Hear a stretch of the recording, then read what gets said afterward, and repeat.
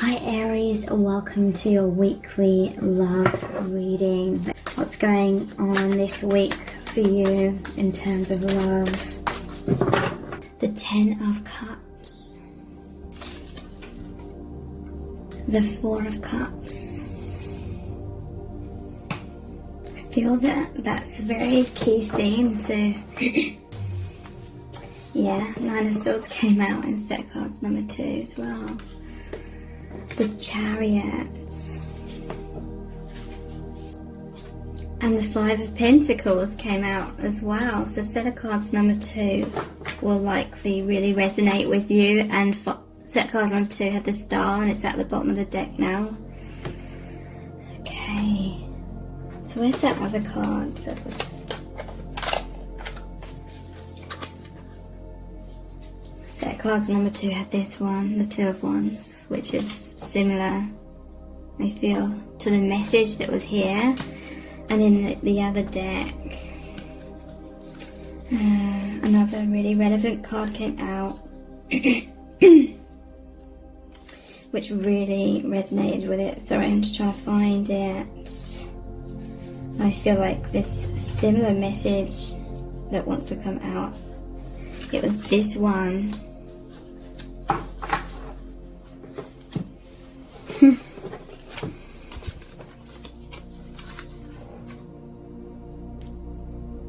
Okay. So this person is really fed up. 4 of Cups. Okay. So, set of cards number 3. 10 of Cups. This is emotional fulfillment. Okay, so in your divine union, it's created this powerful heart awakening. So your hearts are overflowing with so much love. And I don't know, it's like maybe you see each other from afar or something. But when they see you walking up, it's like they love seeing you, you love seeing them, sort of thing. But this cup here is massive. It's like your heart. There's just such deep love overflowing. This is all the life force. This connection really energizes you. And the garden, it reminds me of the Rumi Oracle card, Enter the Garden of Delights. This is like a healing sanctuary in your heart space. Yeah. So no matter what's kind of going on in your day-to-day life, when you think of each other, when you connect in the heart space and energetically in the 5th dimension, you're just so rejuvenated. It's like with the rainbow here, again, it's like in your day-to-day life there may be rain and clouds and difficulties or sadness or wounding going on, but when you connect in the heart space, it's this safe sanctuary, this garden where your hearts are opened. There's so much joy. This is like your inner child, inner children as well, divine masculine, divine feminine.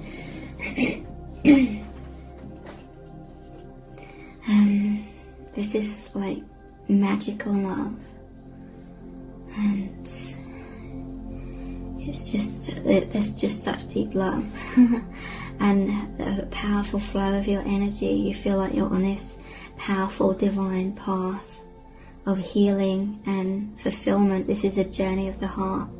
So much fulfillment in your hearts, because the heart is the opening that connects you with your higher self and the universe.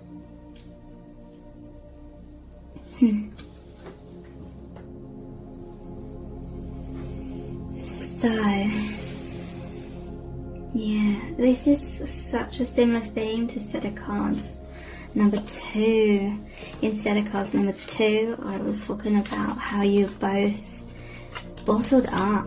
It's like you both are very deep spiritual people, divine masculine, divine feminine, but it's been repressed. It's like you're both sort of shut away in these rooms, and that's like you're shut away in your inner self. But there's so much love, I feel, because the heart space is that doorway to the divine. So you have big hearts, you believe in soulmates, you believe in divine love, powerful love, deep love, because your soul knows that that is that gateway that connects you, aligns you with the higher dimensions. It brings you back home to your true self and soul family and your true origin. This is like a portal that just transports you to the higher dimensions. So you both believe in deep love. You're both very philosophical, but it's felt like you've been you felt pressured to sort of hide that part of yourself, like your true self, away, and seeking all this knowledge, all this wisdom, all this understanding, its creativity. So this desire to really board that ship and go on an adventure, i.e. go on that path of being your true self in the world and no longer bottling it all up. Instead of cards number 3, it's like this has progressed into you feeling like completely fed up with being stuck away or shut away. And this is indicating like who you truly are has started to flow a lot more in your being. So you're becoming filled up, overfilling, overspilling with this truth, this energy, this divine expression. But when it's still, you're still kind of bottled up in some kind of way.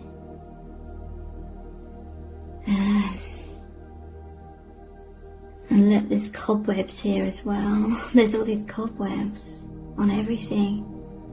4 of Cups, it's like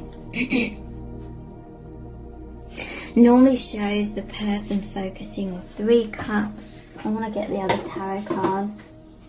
Sorry about this.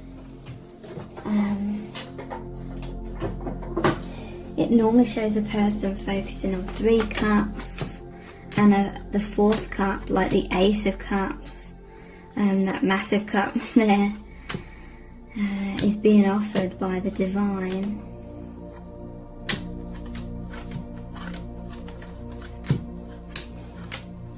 But it's like someone here feels like they cannot fully take that cup that's being offered. This is your love, this is your union, this is the offering from the divine as well. Here it is.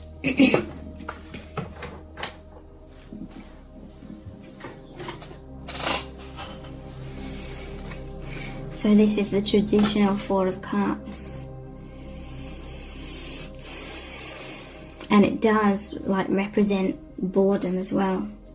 And this person that's bored, fed up, there's cobwebs, okay? You and your person feel as though there's so much knowledge, there's so much stuff that's been learnt.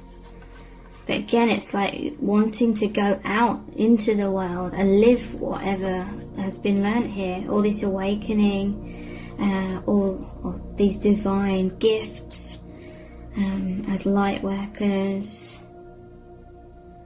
It's like all these goals and dreams, but it's like feeling fed up and not wanting to just think about these things or read about these things, wanting to actually go out there and live that, because we have the Chariot, which is all about that movement, and we have the 5 of Cups, which is normally being left out in the cold, but in this case it's like walking out of or walking away from something. It's like this library's inside this building, it's actually walking away to go on that path.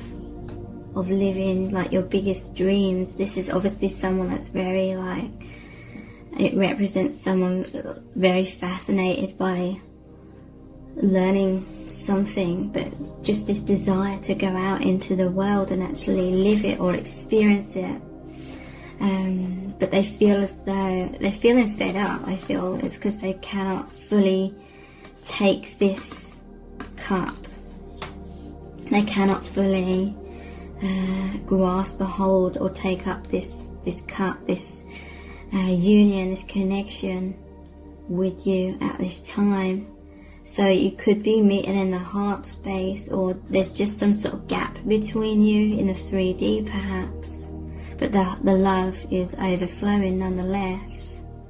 But yeah, there's other things. This is like other aspects of your paths, where you're still dealing with things, healing things.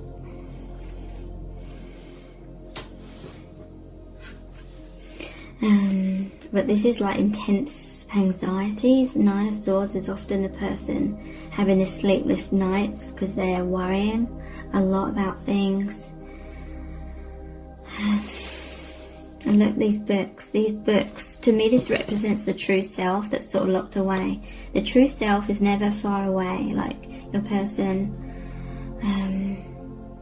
maybe when they're in their day-to-day life, it's sort of hidden away somewhat, but their mind's always on these books, or their mind, I don't mean that literally, their mind's always on their inner world. This person has an inner world going on, and they would like to have that balance, the yin and yang of their inner and outer world being more in alignment,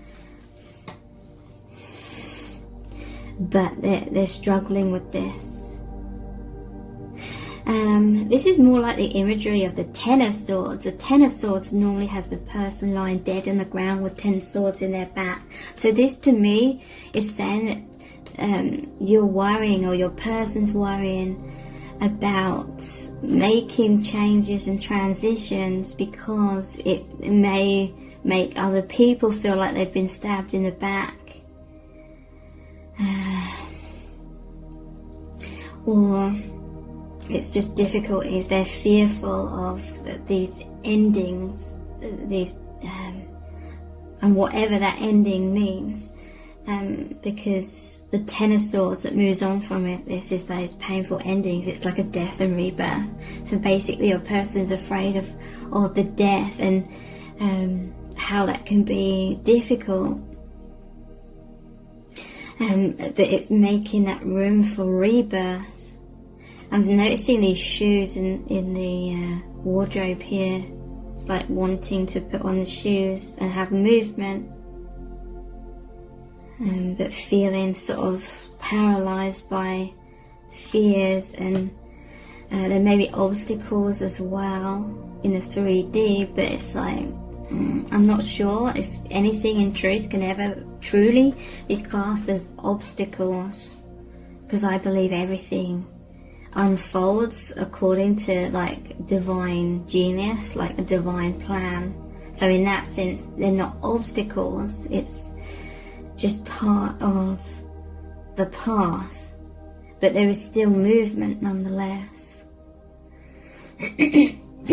So someone may be intensely feeling this 9 of Swords, because 10 of Swords is looming.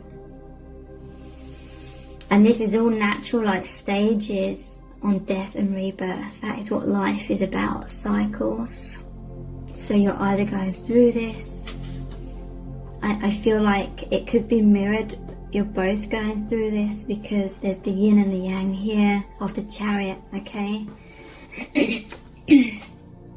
So divine masculine and feminine. Sorry about my throat, it really annoys me sometimes.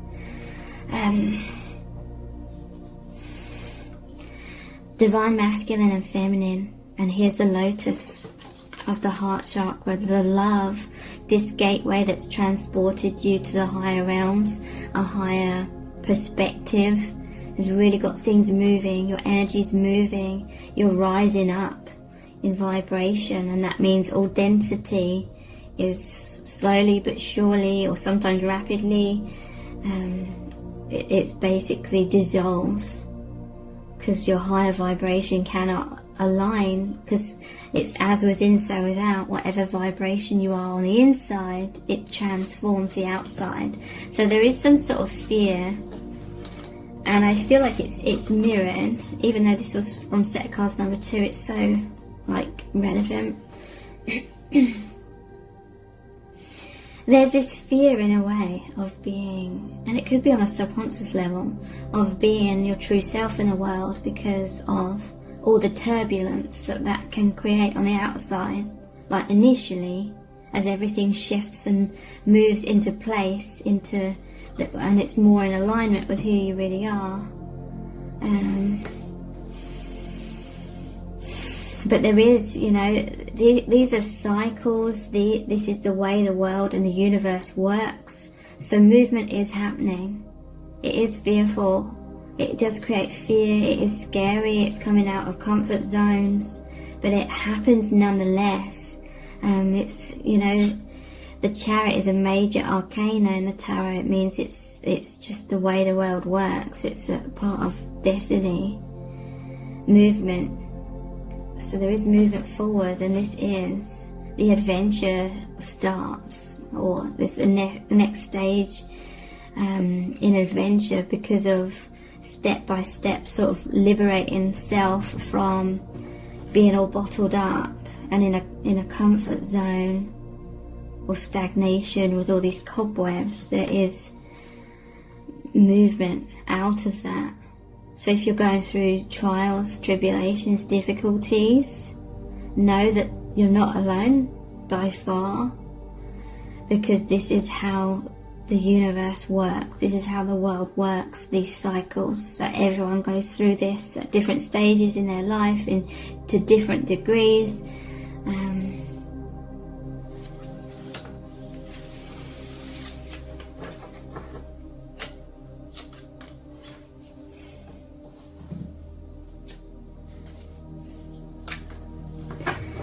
What else is really going on in your divine connection?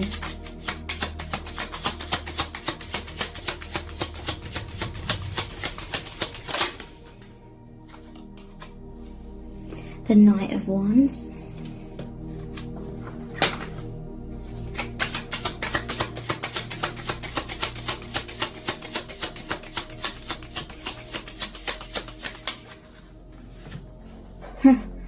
Had a vision of this card before it came out. 9 of Wands.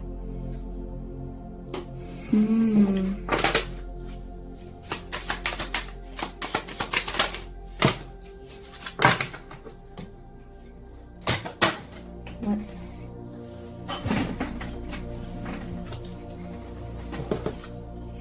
Page of Swords. So it looks like there's some sort of battle here. 3 of Pentacles, King of Cups, and 4 of Swords.